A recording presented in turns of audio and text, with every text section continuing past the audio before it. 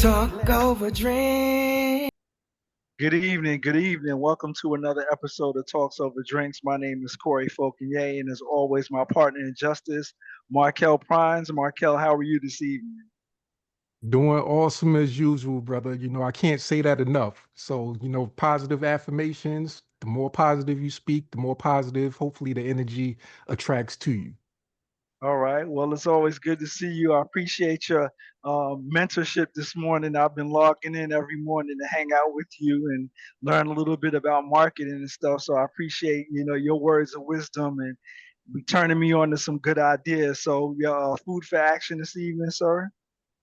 Okay, so today's food for action is even in death, your life may continue. Make your legacy something worth remembering.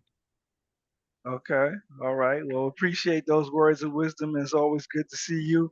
My brother of another color, Jeff Klebb in Keswick, Virginia. How are you, Jeff? All right. Just enjoying my first rum and Coke tonight. Rum and Coke Okay. Zero. Okay. All Hmm. right. Well, have a drink from me. I'm My drinking water. my food for thought tonight I'd like to welcome our guest Vic, by the way, from New Jersey. But my quote of the day, I guess you could call it, comes from Voltaire. I may vehemently disagree with what you say, but I will defend to the death your right to say it. All right. Well, I appreciate that. Good to see you as well. And my libertarian brother all the way from Wellington, New Zealand, Joshua Huffman. Joshua, how are you this Wednesday morning? Oh, quite well. Actually, I just remembered. I bought a new bottle of alcohol for our talks over drinks, so I best get that open. Okay. What'd you buy? It's a New Zealand company. Let's see if I can show it to you. It's called Remarkable Cream, and it comes in a variety of different flavors. I got the dark chocolate one, so it's a mixture of vodka and chocolate, which sounds good to me. Okay. But yeah, I mean, always an interesting time here in New Zealand. As I posted on Facebook yesterday, finally got to sample some of the original, the Maori food, which I thought was great. So things are similar to the United States, but they're also different here. So Okay, well, good to see you. Glad you had a day off and glad you get to sip on something. So, without further ado, I'd like to introduce our guest. This is Vic Kaplan. He is the Libertarian Gubernatorial candidate for the great state of New Jersey. Vic, how are you this evening, sir? Great, thank you. Can't complain. It's a lovely evening, not too cold, not too hot here in the good old Garden State. Okay, so I'm going to start. So first of all, what prompted you to want to run for governor in New Jersey, and what are some of the issues that you're talking to your future constituents concerning? Sure, absolutely, and thank you for inviting me. So what prompted me to run for the governor of New Jersey is the fact that there are a number of issues that I really care about that have not been brought up by either the Republicans or the Democrats, the issues that I care about, but more importantly, the solutions that I offer are not the solutions that you hear coming either from the Republicans or Democrats. So specifically, one of the issues is affordable housing. Whenever you have the topic of affordable housing come up, typically you have candidates for office on the Republican or Democratic side having solutions that have nothing to do with actually making housing affordable, rather using tax dollars to pay for quote unquote affordable housing, which of course doesn't solve the problem. What I actually want to do is work with local governments to change some of the zoning restrictions to make housing more affordable, just make housing more available. Because, for example, when you look at tiny homes, they're not allowed anywhere in New Jersey. You cannot buy a tiny house anywhere in any municipality in New Jersey, regardless whether the Republicans are in charge or the Democrats. You can't do that. You can't even live in RVs. That's not allowed anywhere in New Jersey. You have smaller houses that come with impact fees. So that's a tax on smaller houses being built. So I like to see I'd like to get rid of all of that, work with local governments to change the zoning restrictions. Also, neither the Republicans or Democrats are running what I'm also running on, which is to gradually abolish the state income tax. None of the Republicans or Democrats in the state support that idea. And we did not have a state income tax until 1976 in New Jersey. It was meant to pay for education. We ended up both with the state income tax and the highest property taxes in the country. And that is just unconscionable. So I'd like to see a gradual repeal of the state income tax and replacing it with user fees, which would be the people of New Jersey paying only for the services that they're using, and their tax dollars would not be used for anything else. And also, if we can actually abolish the state income tax, we could dramatically reduce property taxes, which, as I said earlier, we have the highest property taxes in the country. So I'd like to see that happen in the state of New Jersey. What prompted New Jersey to end up with such high property taxes, Vic? Do you know what had occurred during the history of, I guess, income tax or taxation in the Garden State, which had such a large increase that is negatively impacting the residents of the Garden State? Well, I would say that the reason why we have such high property taxes has to do with the fact that the way the education is funded. That is that you have essentially property taxes are high because they go to pay for schools, school districts throughout the whole state. And what ends up happening is that to bolster the funding for the more lower income districts, you have property taxes being raised to pay for that. But what I'm saying is that we actually get to abolish the state income tax. That money can be held within local school districts, and then at a local level, the local governments would be free either to reduce their property taxes dramatically, or I mean, if they want to spend that money on schools, that would be fine. But I mean, I do know that even about 10 years ago or so, under Governor Christie, there was this proposal to actually cap the funding per student, and even that would have allowed to significantly reduce property taxes. But that proposal was killed because Chris Christie, the Republican governor, was running for re-election, and he wanted to get the Democrat support, and he dropped the ball on that proposal. It was actually a good proposal by State Senator Mike Doherty, but he, like I said, he dropped the ball, and we never heard about that proposal since. But I want to go even further than that. Like I said, I'd like to see the state income tax gradually abolished. But of course, in order to do that and replace it with user fees, you would have to also reduce spending. So it wouldn't just come out of nowhere. And what my last question for you before I chime into the rest of the hosts, what is it that you would reduce? How would you reduce spending to try to alleviate the reduction or the elimination of the state tax? What would be some of the things that you would look to reduce spending on in the state of New Jersey? Sure. Yeah, there are a lot of pork barrel spending programs that get added to the budget every year, right at the end before the budget is voted on. So I'd like to see that eliminated. And the governor has the power. The governor has the power of light item veto in the state of New Jersey, and the governor can eliminate all that spending, and that just gets added on. There's a lot of it. I mean, you have the state taxpayers funding local projects or county projects that there's absolutely no need to fund. If local governments want to fund those projects, they should be funding it out of their own pockets, not having the state government pay for it. They pretty much, at a state legislative level, they just add it on, and whatever people want to do at a local level and a county level, they just add it to the state budget. So I think all of that we can get rid of. We also have a lot of taxes, period. We have a gas tax on top of the, as I mentioned, and we have the tolls as well. So there are a lot of programs that can be eliminated. There's absolutely no need for them. So, but I think you have to start somewhere. And I think the problem is what we've been seeing for the last few decades is, regardless which party is in power, we've had a Republican governor, we had a Democratic governor. New Jersey is pretty much at the bottom as being a business-friendly state.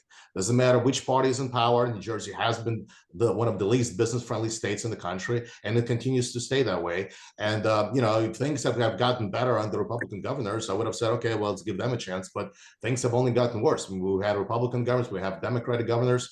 I mean, I remember back in the 90s, the Republicans were the borrow and spend party, and the Democrats were called kind of the tax and spend, but the Republicans love to borrow and spend. And of course, we did have 8 years of Chris Christie. Then, of course, after each one of them is gone, some of the Republicans saying, well, this Republican wasn't a real Republican, and that Republican wasn't a real Republican. So my question, when will there be a real Republican? Because it doesn't seem like any of those Republicans were, according to you, real Republicans. So I understand. Jeff, you have a question for Vic at this time? Yeah, I got a couple quick things. Number one, New Jersey used to at least have cheap gas, and they pumped it for you. I know they still pump it for you, but it's not cheap. Number two, I believe New Jersey has some kind of law that they're not allowed to use any gasoline from a non-New Jersey refinery.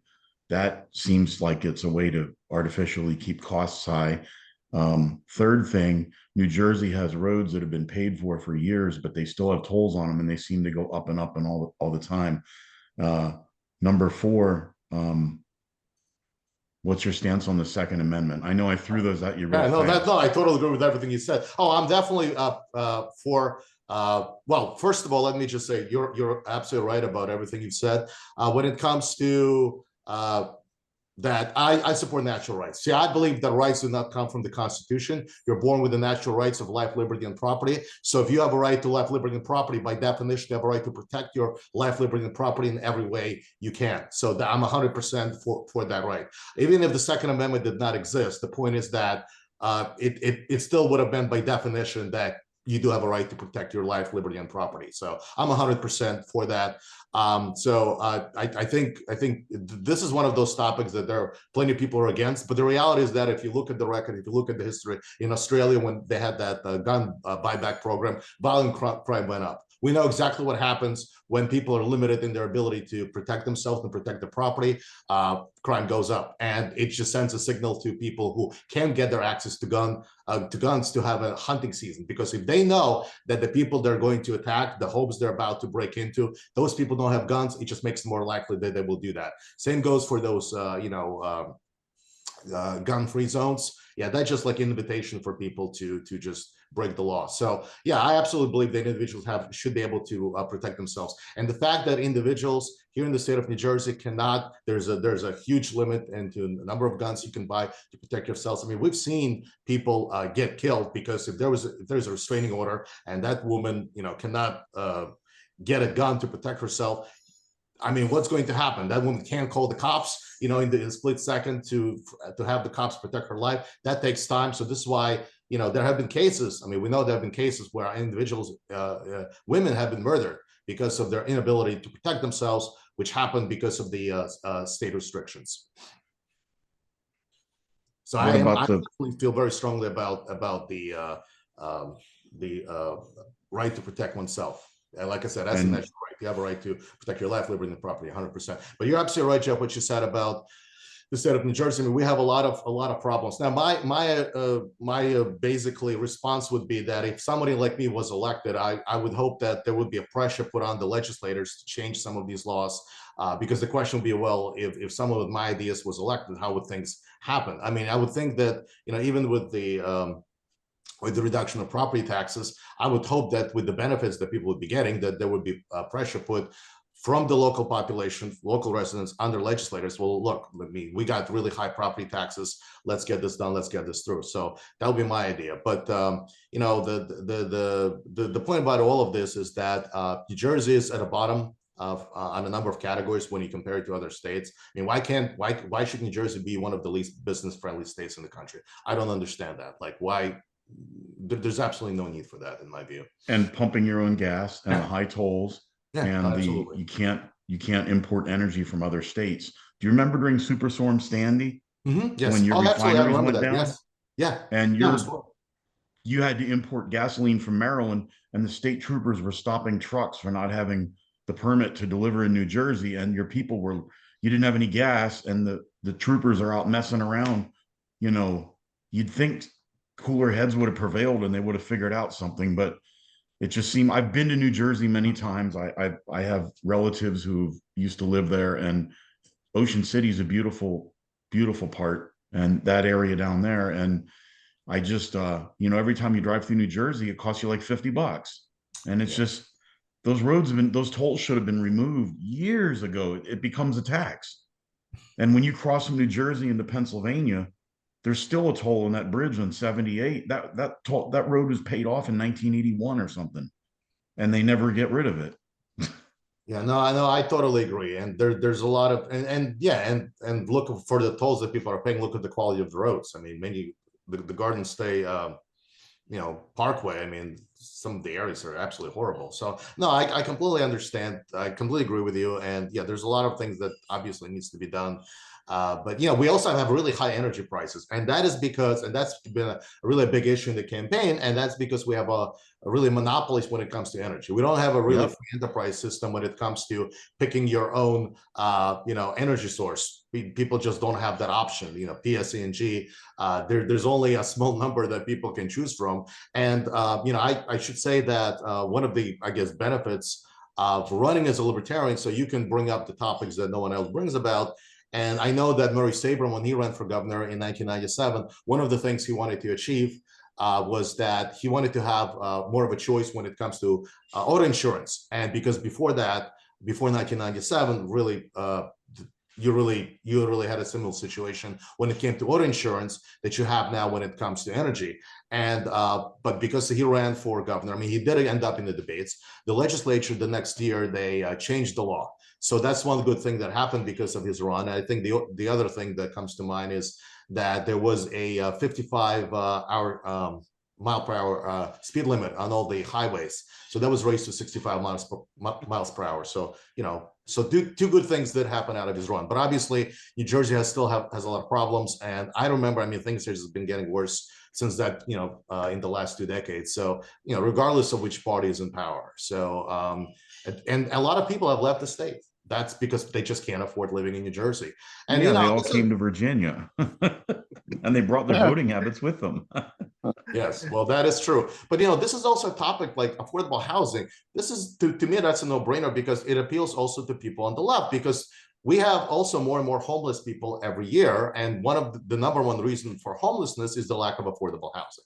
It's not drug use, right? It's not, that stereotype. Mental illness, it's really because one of the members of the household cannot afford housing. That's really the number one reason, not the other ones. And one of my proposals, I mean, this is just common sense. Why can't we use abandoned commercial and residential areas, buildings to house the homeless? I mean, this is, to me, that's a no-brainer. We have so many of those places in New Jersey, empty houses that no one uses. So, I mean, to me, that just seems to make sense when I talk to people. Say, yeah, people on the Democratic side agree with that. So. Wow. Well, Markel, do you have a question for Vic at this time? Yeah, well, first, we appreciate having you here, Vic. Jersey is a place that I don't have such fond memories of. I had a bad experience in Jersey. I often talk about that traveling. Being from New York, I had got stuck in Jersey one time and had to stay at one of their fine motels, and it wasn't such a good experience. But other than that, I wouldn't mind going back just to see how it is. If if the climate was right, so to speak. Um, my question is, first, I start out by thinking about the political climate. Over the last 10 years, you would say that things have been a little bit different from a political standpoint as far as the people that you see running. So, and I don't know why the thought came to my mind of we're in it seemed like more of a Gotham City type of environment, a cast of characters that are running for politics. And you have such diverse people now running.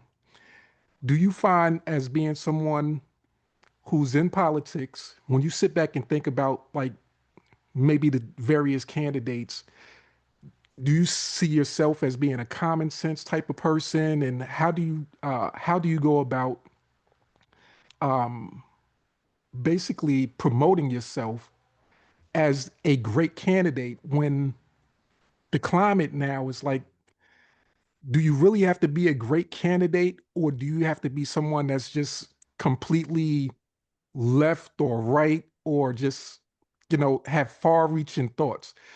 And not to throw the president in there, but of course you got to mention him as being one of, I would say, one of the most diverse characters, as far as from a presidential standpoint. And then I think about your neighbors in New York, possibly having Mandami be elected. But do you find it that you have to be more of a less common sense or more of a character type of person in order to be elected?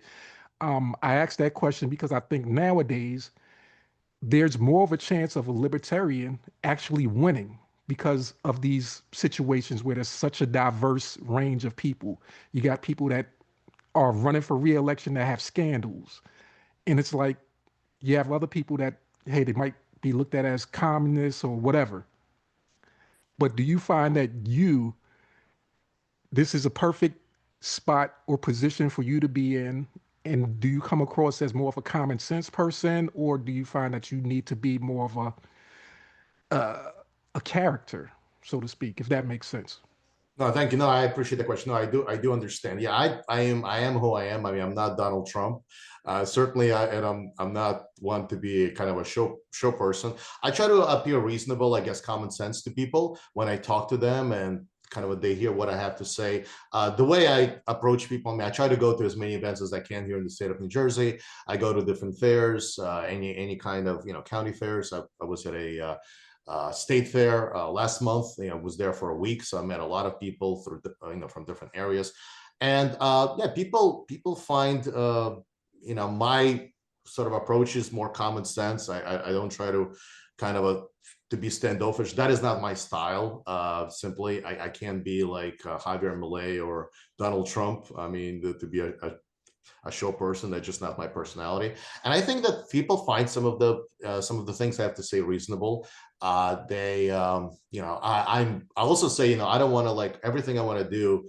I mean, I don't want to throw the baby out with the bathwater. I tell them, people who are in disability, who are unable to work, I know that the state is currently taking care of them. They're getting their disability benefits. And I always tell them, well, I want to make sure that the people who cannot take care of themselves, that there is a transition where they could go from kind of a state program to either a private program that would be responsible for that, or some other program. So I don't want to like throw the baby out with the bathwater. And I think people, kind of respond positively with the idea. I just don't want to turn off the light and with people there's no state income tax and all those things are gone and somehow. But the idea of doing it gradually, I think, does make a lot of sense to people, especially knowing that 9 states don't have a state income tax and they still get revenue. So it's really a question of how do you get revenue. We have plenty of tourism in the state of New Jersey. We can definitely collect revenue that way through tourism. There are other ways we can collect revenue. So it's not like, and when you talk to people, it's like, oh yeah, in Florida, they don't have a state income tax, or like I've been to Florida, or in that other state, they don't have a state income tax. No one is running in New Jersey with a proposal to abolish the state income tax, for governor. So I happen to be the only person that's doing that. But, a lot of the other positions I have, I think that, other people, maybe they might find it reasonable, kind of more on the progressive side, if you will, not the progressive side, but in terms of the fact that I, for example, when it comes to law enforcement, I'm opposed to qualified immunity for police officers, and I support transparency, which actually goes in every one of the reporting, which goes against the positions of the Republican candidate for governor, Jack Ciattarelli. Some of my other positions might appeal to somebody more, I guess, on the right, if you will, because I'm opposed to the Mount Laurel decision of the Supreme Court, which mandated affordable housing for municipalities in New Jersey, where the state has to provide affordable housing. But that's different. That's a taxpayer's expense. That's not what I support. And I would say that my opposition to eminent domain, because I support property rights, natural rights, and even though it is in the Constitution, I make it very clear, like I said earlier, that our rights we're born with natural rights, right? They're not granted to us by the government, by the state. That actually ends up appealing to people across the political spectrum, because we had in the town of Toms River, we had the local government where you have a Republican mayor and Republican council wanting to condemn the property of a Christ Episcopal Church and build a pickleball court in its territory, right? And whether this is now this church also wanted to build a homeless shelter for the homeless, and either because of kind of like the political inclinations of the church, and maybe because the mayor hates the homeless, and it does appear to be that is the case. So there was a kind of an outpour of opposition to this, and finally the mayor has abandoned the plans to proceed with eminent domain, which is good news. Now, in this case, you have the government is, local government is composed entirely of Republicans. So the Republican Party and Donald Trump didn't jump on this case because this is all Republicans. Instead, they jumped on the case in Cranberry, where you have a Democratic mayor and the Democratic council wanting to seize this farm, which apparently, the last I heard this was yesterday, they've abandoned these plans. So I'm somebody who says, look, and I just made a post today, like I'm opposed to eminent domain, period, regardless whether this is done by Republicans or Democrats, because I don't have a dog in this fight. I don't support one side or the other. Eminent domain is wrong, at any point, whether it's done by Republicans or Democrats. And that seems to be something that can, gets the support of people across the spectrum. Josh, do you have a question for Vic at this time? Absolutely. Well, number one, I want to thank you for running. As a candidate, actually, as a Libertarian candidate 2 years ago, I know that it can be challenging. I'm not quite sure what the challenges are like in New Jersey. I sorely wish we had a Libertarian option here in Virginia for any office, but for me, I don't. But I've got two questions for you. Number one, what are the, because I don't know off the top of my head, what are the requirements, were the requirements for you to get on the ballot in New Jersey? And were they different from what the Republicans and Democrats had to do? And then number two, I know a common problem I had was, both Republicans and Democrats would come up to me and say, oh, well, if you considering you're running, you're going to help either the Republicans or the Democrats winning, depending on what side they happen to be on. Is that something that's come up for you much? Well, somewhat, absolutely, because people make assumptions that I'm going to be taking votes from one side or the other. But then it's funny because then they discover more like, wait a minute, right? You're a Republican, wait a minute, you're a Democrat. What? And there's actually one guy I remember 2 years ago that stopped by, 3 years ago, came to a Libertarian booth. I wasn't running for governor, but and he was saying, you guys are Republicans. And then I was like, well, we have these positions. Wait a minute, you're Democrats. So this other Libertarian, who's actually a Libertarian candidate, said, I think you're confused. You just said we're Republicans and we're Democrats, and that doesn't make any sense. No, so so the idea is that I definitely did get some of that, but I think people, as look at my platform, they can clearly see that there's a lot of things there that are not Republican, not Democrat. Most of the things are not advocated by either party. Like, where do you see the Republicans or Democrats, well, any Republicans saying that, I support the right of workers to strike, and I'm against government intervention to stop the strikes, or that, for example, I support the right of individual to form workers co-ops. Right. I mean, you don't see a whole lot of Republicans running around and say, yes, I'm right. So that, like, none of that stuff. And there's a bunch of other stuff there that just doesn't. So people, I think, when it isn't that my goal was to kind of offer everything for everybody, but because I believe in individual liberty, that does tend to appeal to people kind of across the spectrum, depending on what the issue is. And so but to answer the other your other point, and yes, I do believe that most of the people that are supporting me because I'm not a Republican or a Democrat. If I was, they would be supporting them. And I mean, if I was a Republican, they would be, right? Because I'm running as somebody who is a Libertarian. There's a Republican and Democrat option, and there was one poll taken, I believe, it showed that I'm clearly not. The sort of I'm the choice of the voters that are not Republican or Democrat, and that seemed to be the case, because what I offer, is different than what the Rs and Ds offer, and there are also people who are philosophical libertarians and who want to vote for a libertarian candidate. So I definitely offer that choice.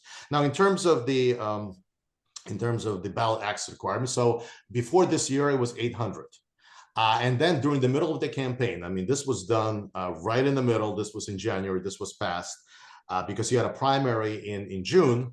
And so the number, the signature requirements was increased by the legislature. They went from 800 to 2,000 for governor. And but that also they increased that signature requirements just not just for any third-party candidates, but also for the Republicans and Democrats. And my understanding is that this was actually done by the Democrats. I mean, they control the legislature, but the idea was kind of a wean out the some of the Democrats who are running for governor, and so they just decided to increase the ballot signatures for requirements for all categories. I mean, including for local races, right, for mayor, for council, etc. Now, the justification for that was that, well, if you look at other states like New York and Pennsylvania, well, they really have high requirements. We don't want to go that far, and we don't want to have any kind of, frivolous candidates. So they have increased the ballot requirements. Now, what ended up happening with the Green Party, because there was a Green Party candidate, but that candidate, Steven Zelensky, dropped out. And what ended up happening was that there was a replacement candidate chosen, Lily Benavides. And so she did collect the signatures, but then what happened was that her signatures were challenged by the Democrats. Well, no surprise there. And what happened was absolutely ridiculous, because they took the out-of-state petitioners, and they claimed that because some of the signatures were collected by out-of-state petitioners, that those signatures were no valid, when the law is very clear that the person collecting the signatures has to be eligible to vote by the time of the election if that person was to move into the state of New Jersey, right? So I completely disagree with that decision. And I don't know, either because they lacked the funding to challenge the decision, but it was completely wrong. And so the Green Party candidate was knocked off the ballot. So essentially right now there's going to be, and I know that the Lily Benavides, the Green Party candidate, she's running a write-in campaign. So besides me, there's also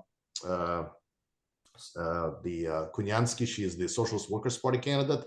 So me and the Socialist Workers Party candidate are the only choices besides the Republican and Democrat on the ballot. I have been invited to a forum in a few weeks, so where we'll be at the debate stage with her. I don't know if any other candidates will show up, but in order to get into actual gubernatorial debates, you would have to raise over $500,000. Obviously, not obviously, but I don't have that kind of money. I think it's 700,000 if I'm not mistaken. That is in order to accept the campaign matching funds, which is tax dollars. And so that number has definitely been increased since the time that Murray Sabrin was in the debates in '97, when it was only 200,000. So they just jumped it up by significantly more. Let me ask you, Vic, the forum that you're going to participate in, is that forum going to be recorded? Can we watch it electronically online? Yeah, I mean, I can definitely let you know. I mean, it should be. I mean, I can provide further details. I know that is going to be a set of questions that is going to be coming from the audience, and I just got acquainted with the questions. So I'll definitely, I'm sure there's going to be a recording, and I would love to provide you with further details once it's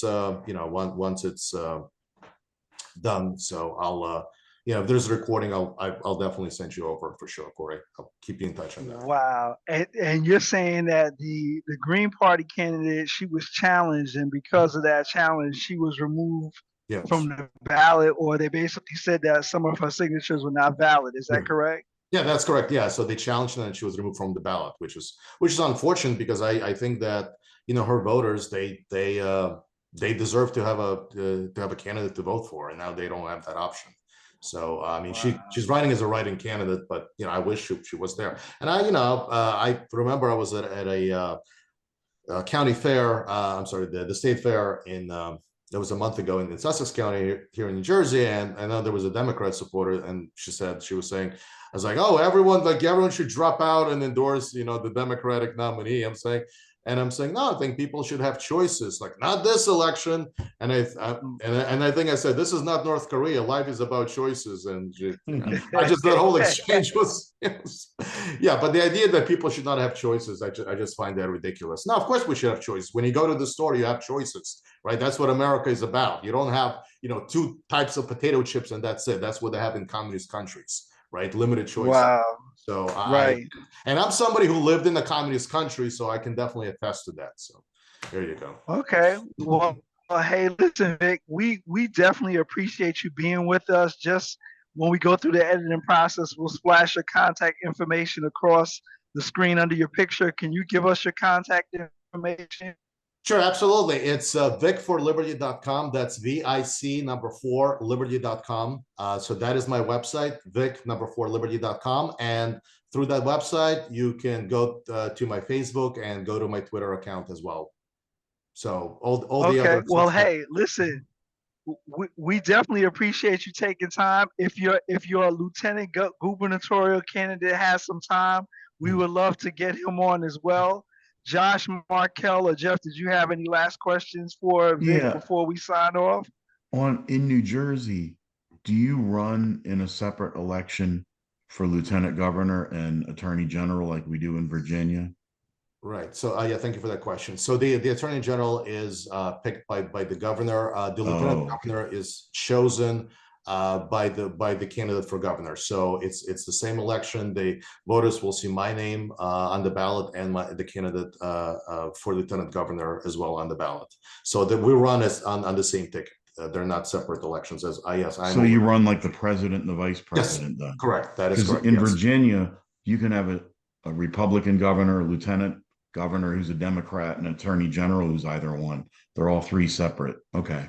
Right. Yeah. I wasn't sure about that. No, that's quite right. Yeah. And I know in Virginia, it's a single term 4 years. So I kind of envy Virginia for that reason. I mean, you really have some, I mean, when I'm talking about term limits, I mean, they're real term limits, one term. That's it. Yeah.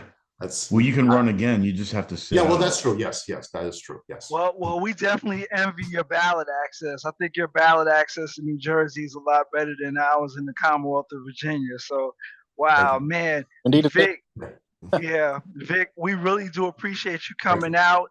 VicForLiberty.com if you guys want to support Vic, and definitely we'll be keeping our eye out for election night. We might reach out to you election evening and check on you, Vic. We really definitely appreciate you coming on and helping us raise our bar a little higher. My name is Corey Fauconnier. As always, my partner, Markel Prines, and my brother of another color, Jeff Klebb, and my libertarian brother, Joshua Huffman over in New Zealand. And our guest this evening, Libertarian Gubernatorial hopeful for the state of New Jersey, Vic Kaplan. We are Talks Over Drinks, folks. And remember, it's never too early or too late for Talks Over Drinks. Cheers.